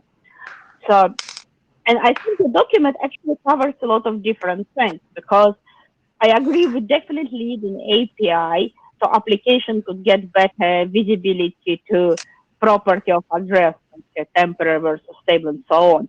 However, I'm a bit concerned that some other properties are not really property of an address. It's a property of the network topology in this particular moment of time, right? For example, the particular network block we are using now might be provided by ISP, but as a result of some paperwork done, it might become a property of the network, so it's not pay anymore. So I'm not sure what you're suggesting here is how can we get that those properties communicated in programmatical way. Well, one of the options, but that's just scratching the surface. And to be honest, I don't know the extent to which that is, implemented. At the time, temporary addresses, were specified. There's actually an RFC. I don't remember the status of that RFC, but to have, for example, a socket option that allows an application to select if you want temporary addresses. So one of the possible ways in which that could be exposed, I'm not saying that that's the best way, I'm saying that something like that has been proposed, could be via, for example, socket options. I guess something like this could be fed to the TAPS working group, but that's me just thinking out loud. As a comment, sorry, I remember I once, like maybe a couple of years ago, I discussed this a little bit in TAPS, and essentially, and it made sense. Like the folks at TAPS said, we'd like to do something, on the topic. That's what I remember at least. But they say, well, we don't necessarily, have the skill set and the knowledge about, the IPv6 specifics. So that means that, for example, it could be, let's say, TAPS that, does the protocol stuff to actually, leverage the addresses, but it might need to be some more IPv6 related working group, the group that, can, essentially feed the IPv6 specific parts.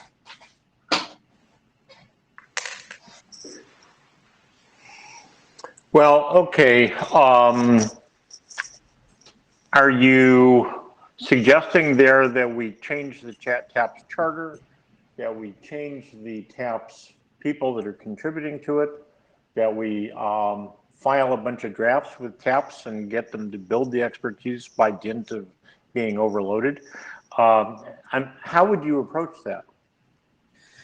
So from my perspective, I would think that, well, first of all, agree on the problem. And I would say that, once we agree on the problem, one possibility is to have a separate document in, V6OPS that talks about the properties that,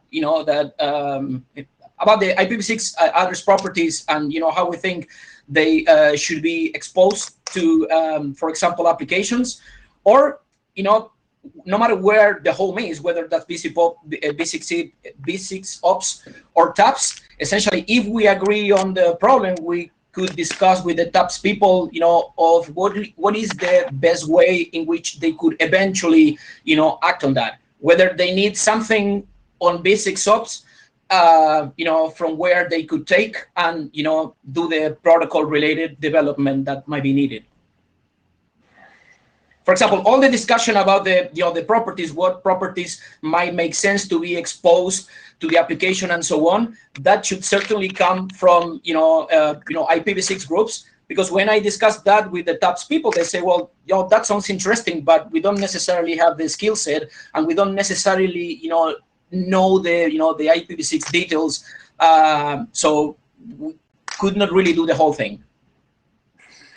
Well, okay, so Ron and I can talk with the TAPS chairs and copy you on it and explore how to go about that.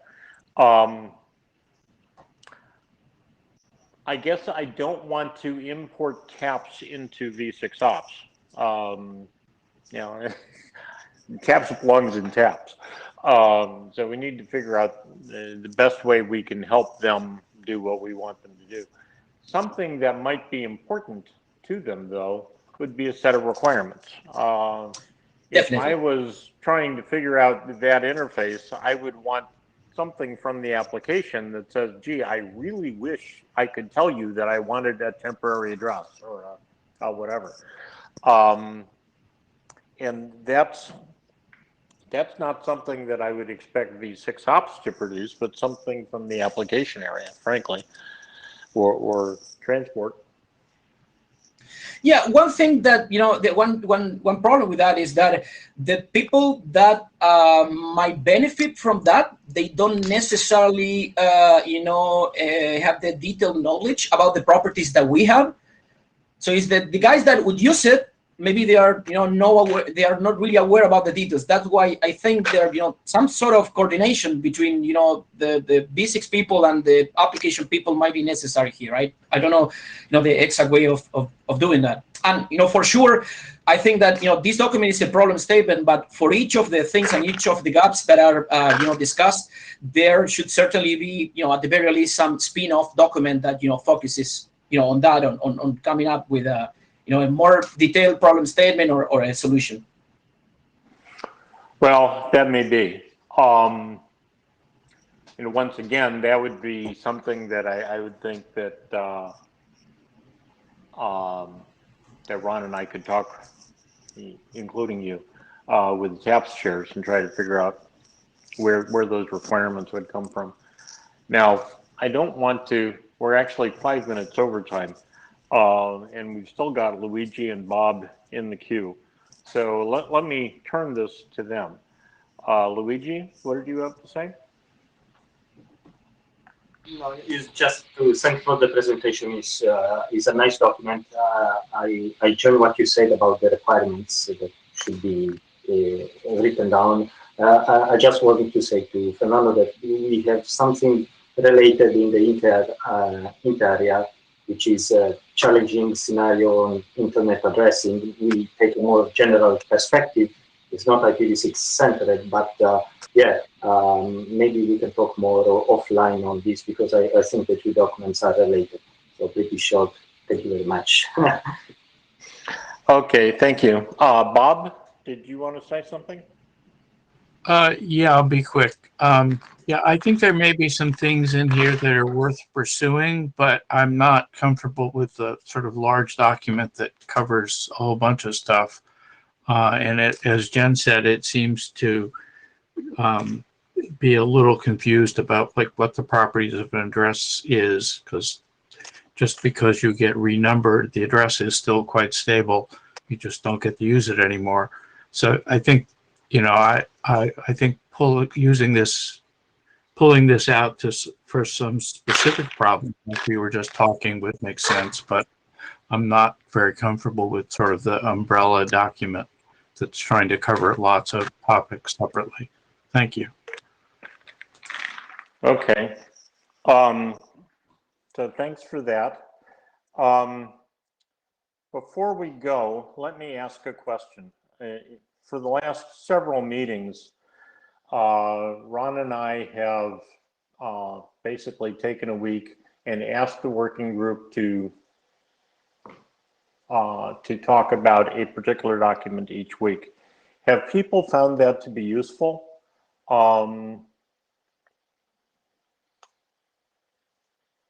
Let's see here. I guess I should actually make this a hand raise kind of a thing.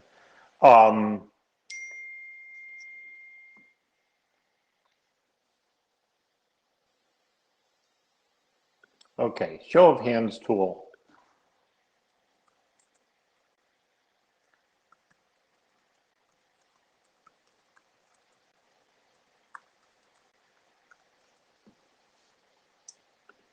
So, okay, I have just put a question out, and you guys can either raise your hand to say yes or don't raise your hand to say no. So if you're finding those sessions to be useful to kind of coordinate on, fine, let's talk about this document, then I want to continue with that. If it's not useful to you, then it's something I shouldn't be doing, or Ron and I shouldn't be doing. So, okay, out of 47 participants at this point, I've got 11 that said, yes, it's useful to me, and I guess the rest of them that didn't really find it useful. 12.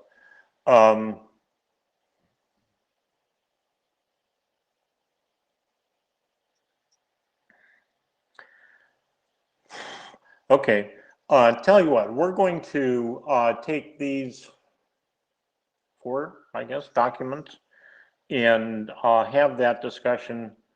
And if people find it useful, they can comment on it, and we'll see where that goes. But so a meta question is, do you want to do that?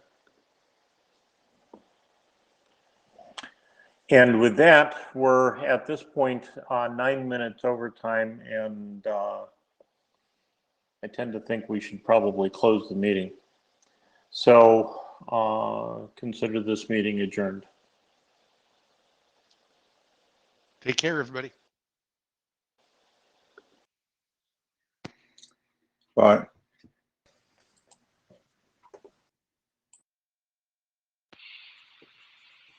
Bye.